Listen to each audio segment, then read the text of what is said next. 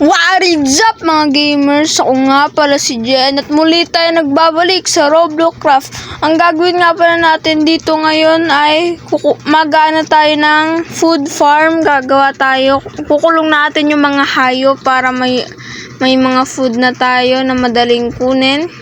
Dito ko siya balak gawin. Gagawa muna tayo dito ng kanilang kulungan. Kaya simulan na ang isang epic na time-lapse. Let's go!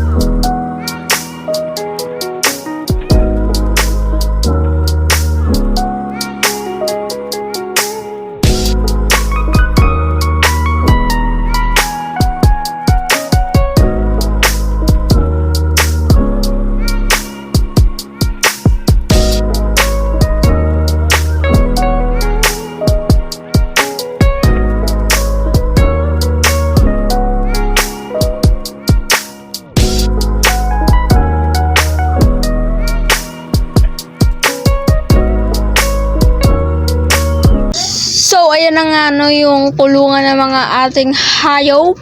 Yan ang kulungan nila. Lalagyan na lang natin yan ng ng trapdoor.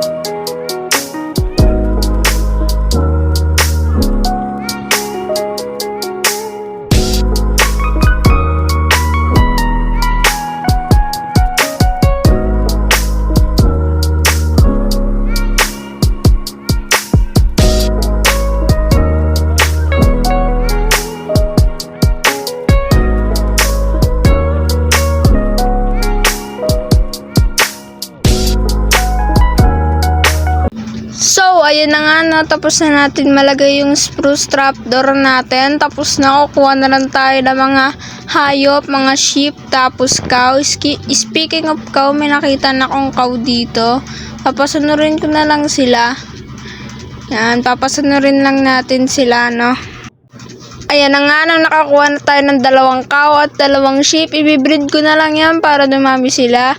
Pinaghiwalay ko na nga rin para sila yan, no, nilagyan ko ng mga fence. At siguro, dito na muna natin tatapusin to. Paalam, like and subscribe. See you!